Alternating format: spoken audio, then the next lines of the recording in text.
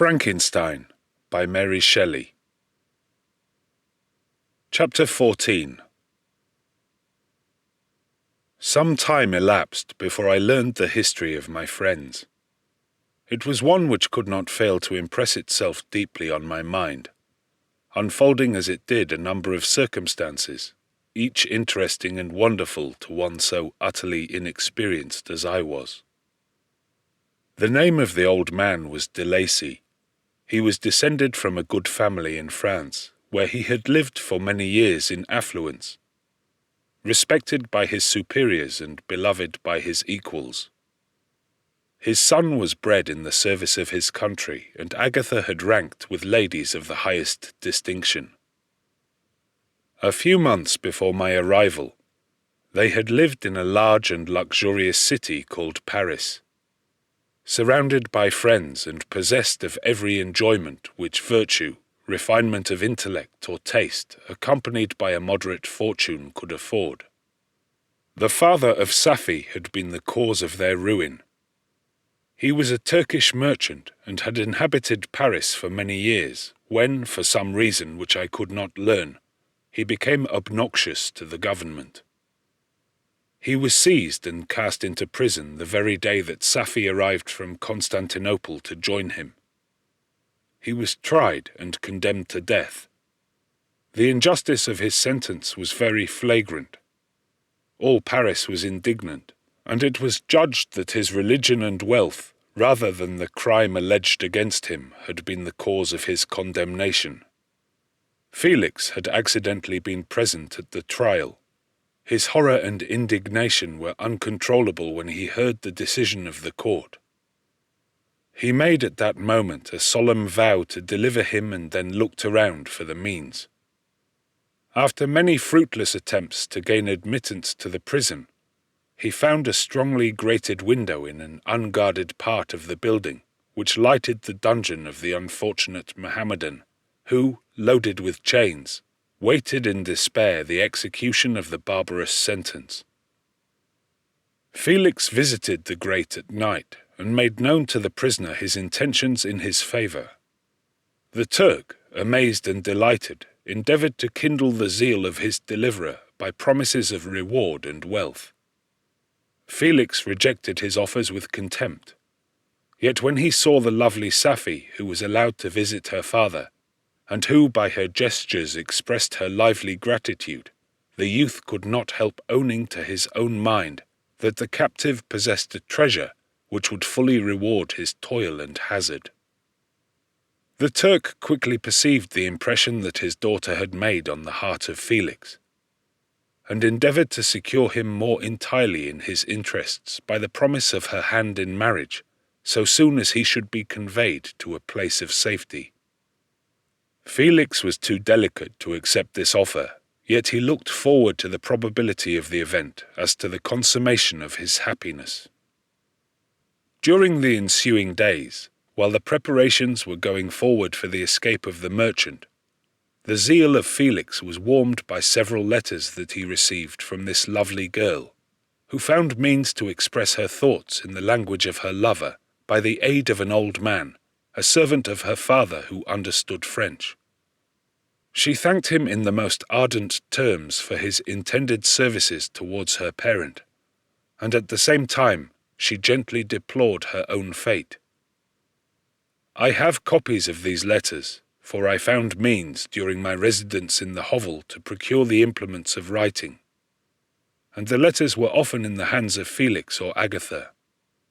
Before I depart, I will give them to you. They will prove the truth of my tale. But at present, as the sun is already far declined, I shall only have time to repeat the substance of them to you. Safie related that her mother was a Christian Arab, seized and made a slave by the Turks. Recommended by her beauty, she had won the heart of the father of Safie, who married her. The young girl spoke in high and enthusiastic terms of her mother, who, born in freedom, spurned the bondage to which she was now reduced.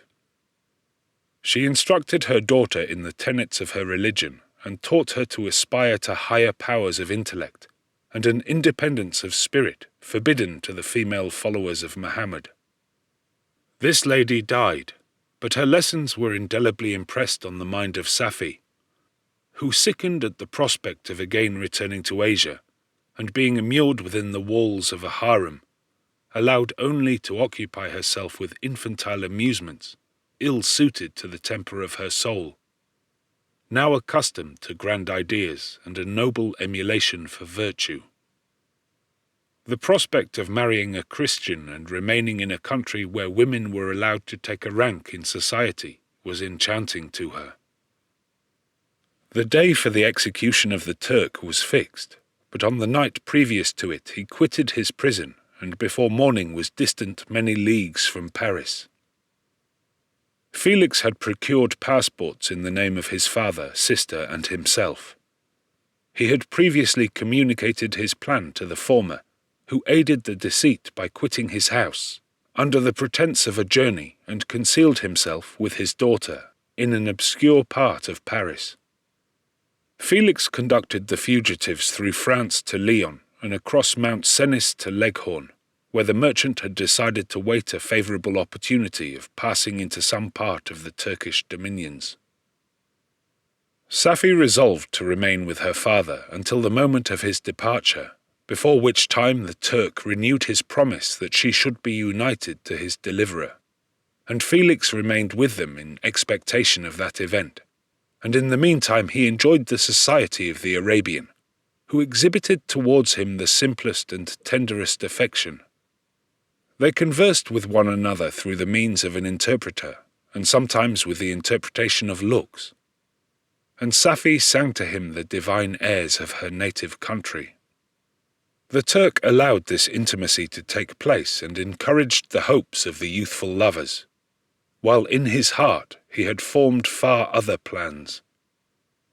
He loathed the idea that his daughter should be united to a Christian, but he feared the resentment of Felix if he should appear lukewarm, for he knew that he was still in the power of his deliverer if he should choose to betray him to the Italian state which they inhabited. He revolved 1,000 plans by which he should be able to prolong the deceit until it might be no longer necessary, and secretly to take his daughter with him when he departed. His plans were facilitated by the news which arrived from Paris. The government of France were greatly enraged at the escape of their victim and spared no pains to detect and punish his deliverer. The plot of Felix was quickly discovered, and Lacey and Agatha were thrown into prison. The news reached Felix and roused him from his dream of pleasure. His blind and aged father and his gentle sister lay in a noisome dungeon, while he enjoyed the free air and the society of her whom he loved. This idea was torture to him. He quickly arranged with the Turk that if the latter should find a favourable opportunity for escape before Felix could return to Italy, Safie should remain as a boarder at a convent at Leghorn. And then, quitting the lovely Arabian, he hastened to Paris and delivered himself up to the vengeance of the law, hoping to free Lacey and Agatha by this proceeding. He did not succeed. They remained confined for 5 months before the trial took place, the result of which deprived them of their fortune and condemned them to a perpetual exile from their native country. They found a miserable asylum in the cottage in Germany where I discovered them. Felix soon learned that the treacherous Turk, for whom he and his family endured such unheard-of oppression, on discovering that his deliverer was thus reduced to poverty and ruin, became a traitor to good feeling and honour, and had quitted Italy with his daughter, insultingly sending Felix a pittance of money to aid him, as he said, in some plan of future maintenance. Such were the events that preyed on the heart of Felix, and rendered him, when I first saw him, the most miserable of his family. He could have endured poverty, and while this distress had been the meed of his virtue, he gloried in it. But the ingratitude of the Turk and the loss of his beloved Safie were misfortunes more bitter and irreparable.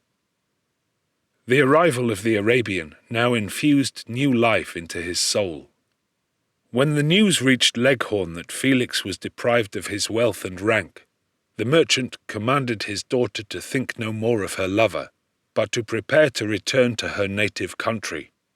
The generous nature of Safie was outraged by this command.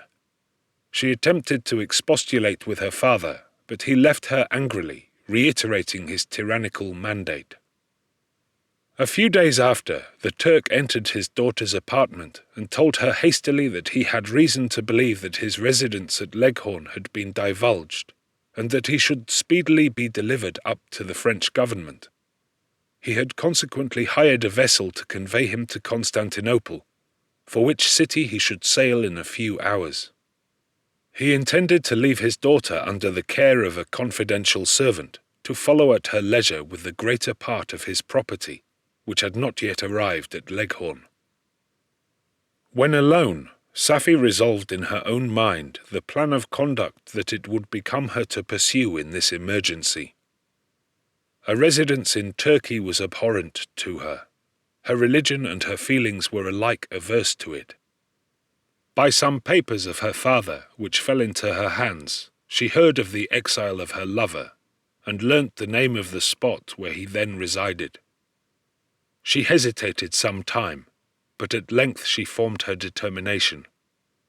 Taking with her some jewels that belonged to her and a sum of money, she quitted Italy with an attendant, a native of Leghorn, but who understood the common language of Turkey, and departed for Germany.